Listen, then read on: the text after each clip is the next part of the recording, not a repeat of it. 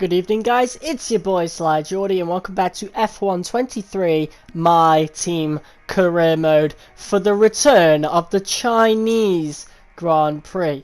If you missed the last episode, then of course you need to go check it out. It was a pretty good one. It hasn't got as many views as the last few before that have. I don't know why. I can't really see a pattern because it's quite inconsistent, but we had a pretty good Australian Grand Prix, and we were unlucky not to win the race. And honestly, end of the day, we would have won the race, but it all came down to tyre strategy.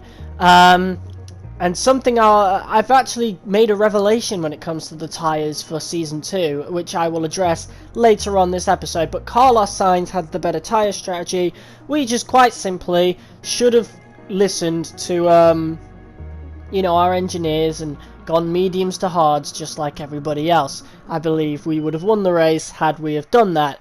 But instead, we took what Sergio Perez did at Jeddah this season, and in our season, I should clarify, he went for a really aggressive strategy, soft to mediums, and ended up dominating the entire race. And so we wanted to do the same thing in Australia, and of course it was only good enough for second. It would have been third had we not had an audacious dive bomb on Perez himself right on the last couple of corners. But we're leveling up the simulator now to try, like I said, we're going to give Drugovich as much of a chance as possible. I'm basically doing what all F1 teams should do and giving rookies at least a year and a half, a season and a half, and yeah, we will evaluate Drugovich's position in the standings and his progress with the car at the halfway point of the season. So Drugovich might not even be in the car by the end of the season. Who knows? We might have a new teammate. That could be pretty cool, but it also would be pretty cool to get Drugovich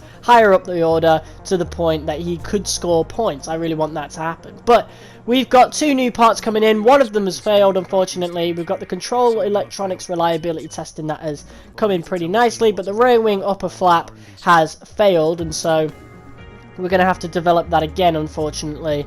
But I think we do have enough R&D points for that, but that obviously slows down other progress. Of course, we're losing 214 R&D points doing this, but it's going to be important in future. Of course, the aero and the chassis is what we really need to start upgrading, but of course other areas of the car need a little bit of attention as well. But it's the aero and the chassis that need the most, and this is the one I have my eyes on, the activation mechanism for the drag reduction system.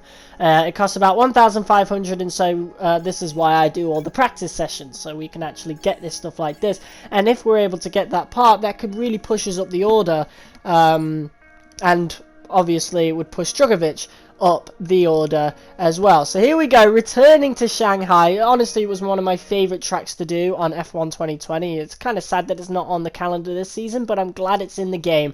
And we're buying some quality control for the powertrain. Of course, we want to upgrade the specifications in each facility, especially since I've noticed that at some point with the R&D, it will impact the parts we can get. Now, I am applying a new component. We're going to be putting in a new internal combustion engine because, yeah, we don't want an overall reduction of power, especially since we're now fighting for the championship. And so I think this will definitely help us out by doing that now. And of course, by the end of practice, I was actually able to get said part that we wanted. So going into qualifying, I'm feeling pretty good. I feel quite good around the track. And I think the only change I'm going to really make from what we've been doing recently is that we should probably listen to our engineers a little bit more, because going through qualifying here, I've realised that the softs are definitely not a tyre to go for in the race. So we're only going to be using the softs in qualifying, and I will talk more about what's happened to the mediums and the hards for this season later on in the video. But here we go. This is honestly one of the most iconic sections in Formula 1. It's definitely one of my favourite parts to do. It's very good in terms of scenery. Like, you actually see the massive building that covers the finish line as you go around, you loop around. But yeah, the car felt really good around here, especially with the new ICE. So we've got no reduction in power now. Maybe that might have been a factor in the last race. I don't know. I don't think there was enough wear on it yet. Well, there might have been. I remember the engineer telling me about there might have been a loss of power in Australia, but I don't think it would have been that much compared to what it would have been had we continued to go with it, because I'm pretty sure it was like at 68-69%. Once it had gone into the 70s, then we would have had a bit of an issue. Maybe it was just 59 and 60% or whatever, but yeah, we would have had an issue in China. We definitely would have had an issue in the next one if we tried to drag it on. And we've only got 16 races this season, so obviously the parts, they're not going to last as long as, you know, they did last season when we just had 23. So a little bit of a learning process, of course. I've never actually done a second season, so a lot of these regulations will catch me off guard, unlike a lot of people who are doing career modes. Done the career mode series since 2020, but there you go. We've set the fastest lap of Q1 with a 1:32.3, and that was quick enough to just keep us there for the end of Q1. Drugovic, however, does not improve at all in terms of performance, which is a shame, because this was another Grand Prix where in the practice sessions he actually looked really good. I think at some point he actually broke into the top 12 in practice 3. Like at the end of practice 3 he was in the top 12, so in practice his pace is improving, but that means absolutely nothing, you know, clearly now. At first I thought it did, because of course I showed you in Australia it did really well, but no, that pace just doesn't seem to be translating to the race, and this again is why I wish we were able to at least control the strategies that our second drivers would be running. We get caught on the curb a little bit here, flashbacks to Jeddah. We get a 1:32.6 with that one. I'm unsure whether I used scrub tyres or whether or not that was a scruffy lap. Could be a mixture of both, honestly, but yeah, it was enough of a scruffy lap where I felt the need to go out for a second one in Q2, and I think I still will always go out for a second lap in Q2, and honestly it isn't that much better than our first lap. We actually managed to save it in the final corner. I think at the end of the long straight we braked a bit too early. I don't know, but that recent lap was good enough for P2. Honestly, it could have been P1 if we didn't brake so early on the main straight. And surprisingly, it's Lando Norris in that dog poo Mercedes, which has just been so bad. But Lando Norris tops the timesheets in Q2. Lewis Hamilton is out once again in Q2. It's either him or Norris that goes out. I don't think there's been a Grand Prix this season where Mercedes have made it out of Q2, but yeah, as we go into Q3 now, we seem to be caught in a little bit of traffic with the Ferraris, so hopefully they're not close enough where they get a tow on my speed, because obviously then they'll have a quicker time than me, and yeah, we don't want that. So we're going to push as much as we can on this first lap. Again, it is only the first lap, so even if that does happen, I'm pretty sure we could rectify it in the second, as we now skip ahead to the end of this lap. Again, it's only the first one, it's not as important, but again, like, the car feels really smooth around here. I really love the Shanghai International Circuit. I'm surprised not a lot of people add it to their MyTeam career modes. Maybe people don't like the Chinese circuit. I don't know. I like it. I think it's a great circuit. It's one of my favourites. But yeah, here we go into the final corner. It feels like it has been a pretty good lap, so let's see what we get. It's a 1:32.0, so it's our fastest time so far. Again, we're following the same sort of strategy as we did in Australia, where yeah, we only use one set of tyres for Q1 and therefore don't need to use the second one, just like we have for Q1 and Q2 in the first season, you know, and ended up only going for one run in Q3. We've now swapped that round. We're going for 2 runs in Q3, and yeah, just in case the one shot that we usually did just didn't work, you know, we obviously want to stick with it. But so far it's been a pretty mid lap, more or less the same time, just a little bit faster, fast enough to the point that it's a purple first sector. Piastri somehow made up time, maybe on the second sector, maybe on the third. I'm going for the third because our setup seems to lean more towards the cornering, which is very good for qualifying, because we make up a lot of time on the corners compared to everyone else, but people make time on us on the straights. So that could be a problem when it comes down to the race. We'll have to find out. But Oscar Piastri definitely shooting for the stars now in that McLaren. Valtteri Bottas is nowhere to be seen in this one, I've just realised. But yeah, there you go, 2 purple sectors, and this time it's actually been more or less perfect. Like, I don't think I've ever had a lap this good around the track. You know, this is the exact same health of tyres as the last one, and we're almost 3/10 up on that original lap time. So yeah, it's looking pretty good as we now go round the hairpin, going towards the final corner. We're a bit slower there compared to the first lap, but we might be a little bit faster around here. Yes, we are. Or I don't know, about the same, but 2/10 up by the end of that lap. Fantastic. Pole position. I'm not surprised. Like, we felt really good around the track then, like, especially on that final lap. So yeah, P1 for us, and Piastri is starting behind us. I think Max Verstappen is on P3. Let's just show the screen here. Yes, Verstappen P3, Leclerc 4, and the guy we need to really keep an eye on right now, Carlos Sainz, all the way down in P6. So that's good, at least for the first stint. We'll have to see what he does in terms of pit strategy for the race. But yeah, honestly, this car has always felt pretty good in qualifying, especially since season 1, of course. But this season, it's been particularly good. We've been pole position for every race, I think, apart from Jeddah. So that's really, really good. But of course, in the race, we need to start watching our strategy. Like I said, it's the only reason we didn't win in Australia. But we're actually going to buy the cylinder head for the powertrain. And without further ado, let's go to the grid. The Chinese Grand Prix then is upon us once again. A race that saw Michael Schumacher claim his final Formula One victory in 2006, as well as Red Bull's first with Sebastian Vettel in 2009. There's no doubt plenty more drama to come here in Shanghai. Shanghai International Circuit then is a 16-corner high-speed thrill ride. The long and ever-tightening right-hander at turns 1 and 2 tests the driver's patience, and the flat open to the elements location tests their skill in a crosswind.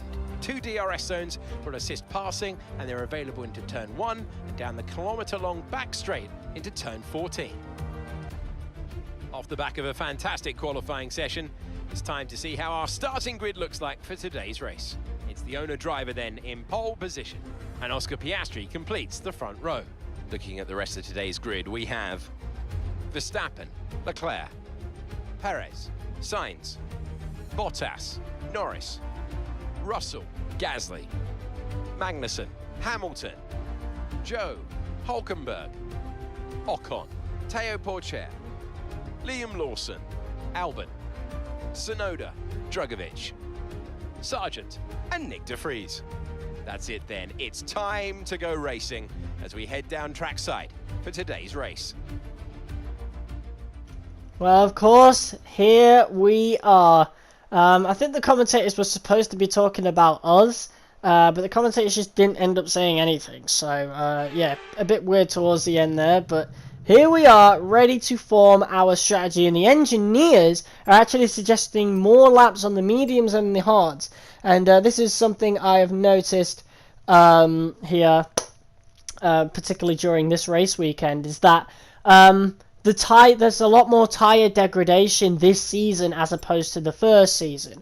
So if you go back to season 1, the hard tyres were actually really good, but now they're not. It's to the point that the engineers are saying more laps on the mediums than the hards, please, which is so strange to me, because don't the hards last longer?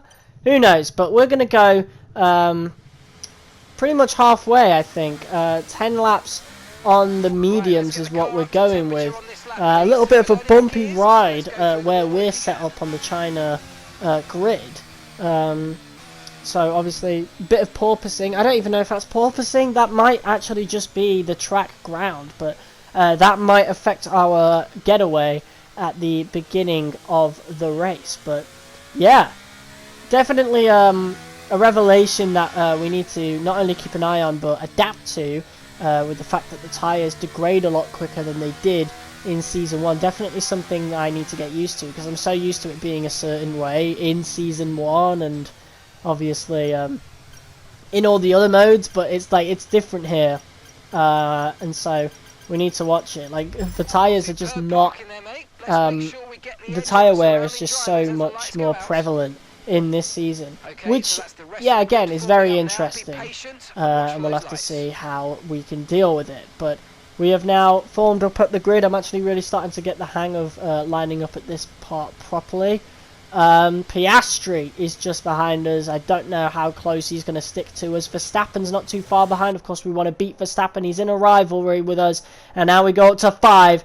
Red lights. And it's lights out. We are underway in a little bit of a bumpy ride, like I mentioned earlier, with the track. So that might have affected our getaway just a little bit. And we're going a little bit wide going into turn 1. As Piastri looks to have a go at us. Tries to get down the inside. But we managed to defend that quite well, to the point that he had to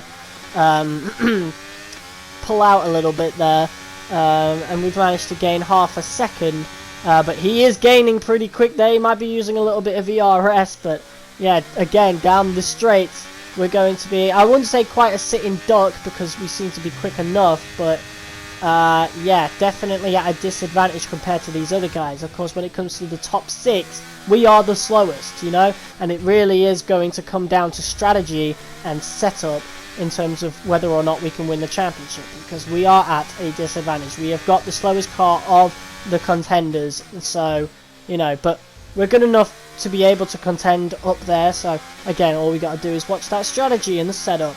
But yes, first part of our strategy outside of tyre strategy, in terms of race strategy, we're going to want to not give Piastri any slipstream at all. I didn't notice how quick he was coming up on us straight away on lap 1, and he actually does overtake us, and we're going to have to go around the outside to try and gain that position back, which we do. We managed to get enough of the racing line. I think Piastri may have taken a little bit too much curb, but yeah, can't be helped for him, as we now not only take the fastest lap, but of course we've taken back P1, and we're going to skip ahead towards the end of lap 2 back onto the straight again, as we're going to stick here, as I don't think Piastri is actually close enough to be able to gain any slipstream, and as you can tell on the timesheet, he's really not. He just has a more powerful engine, but yeah, we're doing really good so far, but it isn't going to last long, because now we're going on to lap 3, which will activate the drag reduction system. DRS is going to be activated now, and yeah, now we're going to be in a bit of trouble as we now skip ahead to lap 3. This is the big part where it's going to be activated. Of course, we don't get it. We're at the front of the pack. We are the only one who's not going to get DRS out of the whole field, and look at how quickly Piastri is now pulling on us. We're going to have to do some defensive maneuvers going into this corner on future laps for sure, but for now we managed to gain enough time before lap 3 to be able to stick ahead of Piastri, and now we've really got to rely on how much better our setup is and try and make up as much time as possible around the corners as we now go into turn 1. Of course, Piastri, there's also DRS down the main straight, so yeah, really not going to be good for us, especially if someone like Verstappen is there, but at least Piastri's there to separate us, of course, as we now skip all the way to lap 7, and we're now trying to get out of the slipstream, but Piastri is actually following us, and to the point he's actually managed to overtake us. So now we've lost P1, but we're going to try and see if Piastri will make a mistake. We got a bit close to the rear there, but the good thing about this is that Piastri actually overtook us before the DRS detection point, and so we are actually going to get a dose of DRS down the main straight here as we cross the line to start off lap 8. We're approaching the pit window. We're going to be on hards. We're going down the inside of turn 1 here to try and retake P1, and we actually make it to the apex. We make it to the racing line, and we're back in lap 1, and I'm actually going to use this opportunity to turn the downforce up. My front wing downforce is 35, my rear wing I think is 30. We're turning it up to 37 because usually I take my setups from certain websites online, and this particular one, the recommended was 40, but I felt like we weren't quick enough, and I felt like I was good enough around the corners anyway, so I turned it down to 35. But of course now we're going to go on to hard. I'm going to want a little bit of extra downforce to compensate for less grip with those tyres, and so we're turning the downforce up a couple of clicks. Hopefully that doesn't affect us too much going into you know, the main this back straight here as we now skip ahead to lap 9, and we've actually managed to pull on Piastri. So it seems as though the tyre wear of the mediums is actually starting to affect everybody, and now we might even gain a little bit of more time as Verstappen is now challenging Piastri around the outside here. He's trying to get in front of Piastri, and I think that Red Bull is definitely faster. So Verstappen has now taken P2, and now we are going to have to contend with the reigning champion. Of course, he is the guy we're in a rivalry with. I really don't feel right about winning the championship without at least beating Verstappen in a rivalry, and so yeah, this is it. We could be coming up to a showdown here as Verstappen is the one in P2 behind us. This is going to be our pit lap. We're going to be pitting one or two laps before a lot of the other guys. I think it's one lap. So yeah, Felipe Drugovich is in the pits, so he's actually pitting before me this time. Usually he pits afterwards. So that marks a change. Maybe, perhaps, Drugovich can still get a good position. We'll have to see. But yeah, Verstappen is pulling on me around these corners. So yeah, that definitely shows the power. Well, maybe not necessarily around the corners, but definitely on the straights. As you can see, he's actually broken into DRS territory, and so he's actually going to get DRS on me as we go into the pits. But of course, I'm going to be saving ERS. Even if Verstappen overtakes us at this point, I'm not going to be too worried about it, because I just don't want to lose time, you know? Especially on this first stint, we want to make as much time as possible, and I want to try and keep Verstappen behind still, as he does have that gap behind us. So yeah, I do try to break the slipstream a little bit, but he is still gaining quite a bit, as you can tell by the rear view mirror. But yeah, as first stints go, this was quite perfect, to be honest, you know.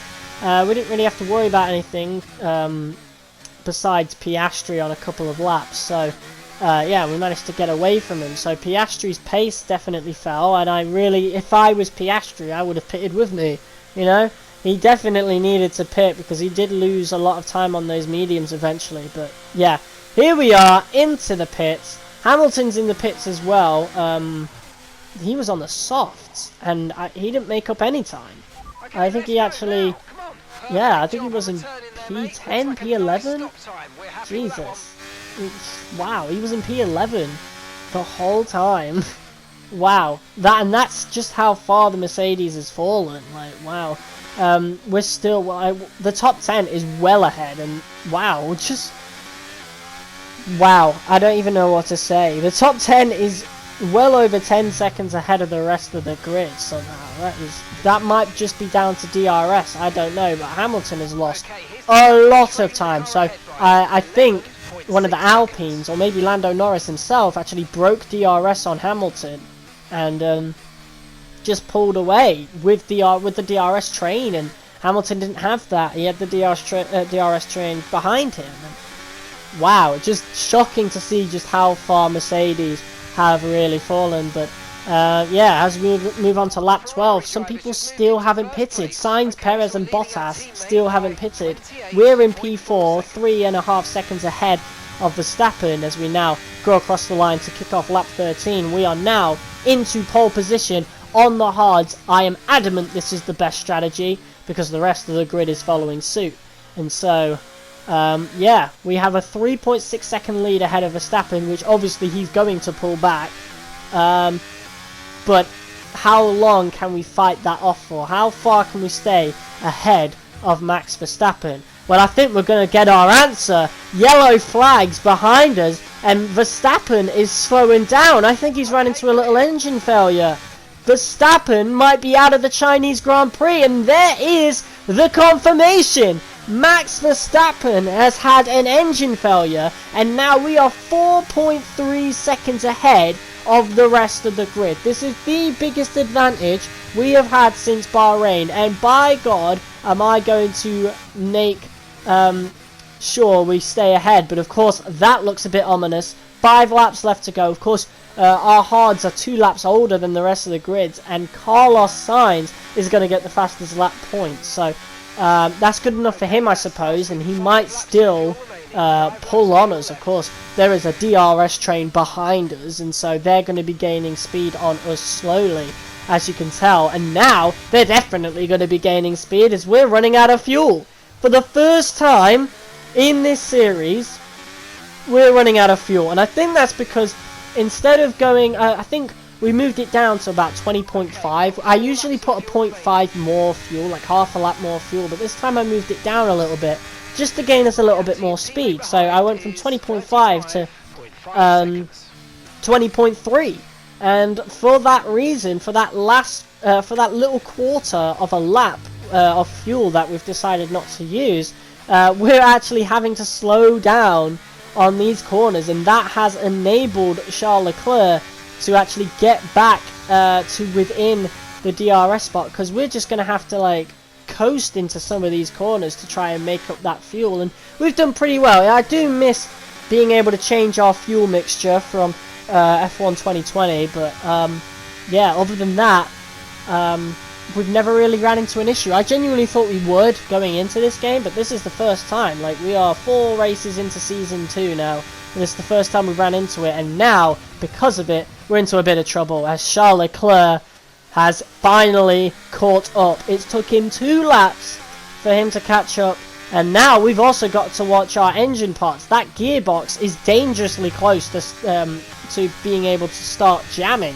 It's on 69%, and it's usually when you get into the 70% ratio, the areas, that it starts failing. And Leclerc has actually had enough DRS to have a go at us around the outside. We've managed to get to the racing line, and we do get really, really defensive there to cover him off on lap 18.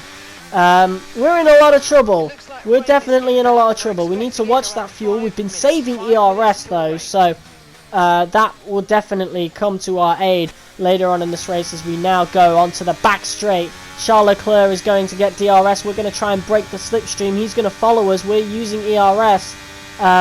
We've switched it off there. We want to save it a little bit, and we're trying to squeeze him as much as possible, but he goes past like a rocket ship, and now we're fighting him into this corner, going around the outside just like we did with Piastri, and we manage to retain P1. We managed to retain first place, but as much, the more we fight with Leclerc, the closest the championship leader Carlos Sainz is going to get, and we're obviously going to want to retake that championship lead, which we will do if we finish ahead of him. But he's there, he's in P3, and the more we fight with Leclerc, the closer Sainz is going to get, as Leclerc is once again overtaken us, and we're fighting him into this hairpin. We take the inside, but now Sainz is back into the battle, which could be a good sign, considering he will be fighting with Leclerc for P2. But if Sainz finishes P2, that negates some of the points we earn versus him. Luckily for now, though, they seem to be fighting quite a lot, and I think Leclerc might be able to get the upper hand here as we now go round the loop, getting ready to defend this on the last lap. But I mean, look at them two fighting, definitely gaining us a bit of time. Ferrari stumbling over themselves. They are clearly the strongest team in the championship. They're gaining more and more points by the race ahead of the rest of the teams, but when it comes to the Drivers' Championship, they just keep stumbling over each other. They did the same, I'm pretty sure they did the same in Jeddah, and now they're doing the same here in China. Maybe at some point in a future Grand Prix they might actually learn to coexist, but I think they're both fighting for that championship. Leclerc, of course, still reeling from last season, narrowly missing out on the championship against Verstappen again. Well, maybe not narrowly compared to 2022. It was actually narrow in our season. But yeah, it has started to rain now, and so we could actually lose this going into this final corner, going into this hairpin, sorry. The fuel looks as though we're looking okay, and we've just got to get this corner right. We're actually going to brake a little earlier than the racing line recommends, and yeah, we're sliding through the hairpin there, and Leclerc is actually trying to gain on us, but going through the last corner, easing it round. There you have it. We have won the return of the Chinese Grand Prix. Ah, fantastic drive. That's just fantastic. Amazing. You deserved that race win. Well done, mate.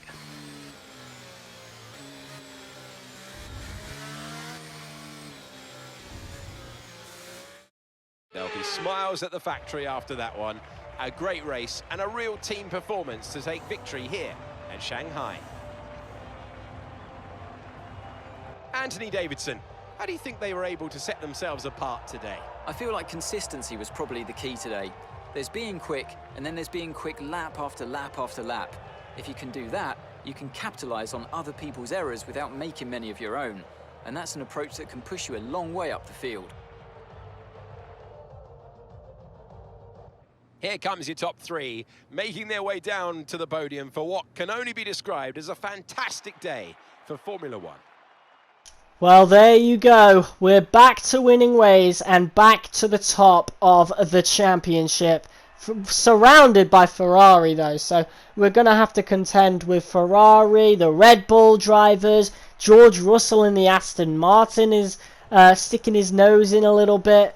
It's certainly an interesting championship, to say the least. Of course, me and George Russell are kind of the outsiders here, but of course we have been the better driver, we've had the better strategy, and this time we have actually come out on top versus Sainz. And even better for us is that Ferrari are starting to trip over themselves a little bit in terms of their partnership, as now Sainz, he fell down to P3, you know, but of course Leclerc will be fighting for the championship as well, and I guess that is the only good thing we can really say. You know, they're not far away from each other in the standings. Perez is there. Verstappen has fallen quite a bit in the championship after that DNF. I think at some point Verstappen might actually be out of the championship entirely. Piastri sneaking in there though. Bottas could be a dark horse for the championship. So yeah, again, it's going to be a very interesting championship battle. And our next Grand Prix will be at Baku, which I don't really feel very confident with in F1 23. Maybe we can find the right setup, we'll have to see, but it will be our first sprint weekend of Season 2. But yeah, with that said, that does it for this episode of F1 23 My Team Career Mode. If you guys liked it, be sure to hit that like button as hard as you possibly can. Sorry.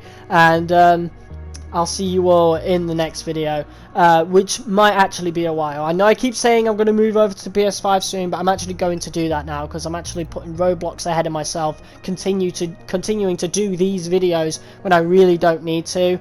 I really need to get certain other videos out the way before I can ditch my PS4. So yeah, I'm going to try and get that done as quick as possible, and the next episode will 100% be on the PlayStation 5. I'm not going to do an episode till I have that set up. So yeah, cheers for watching, I'll see you soon, peace.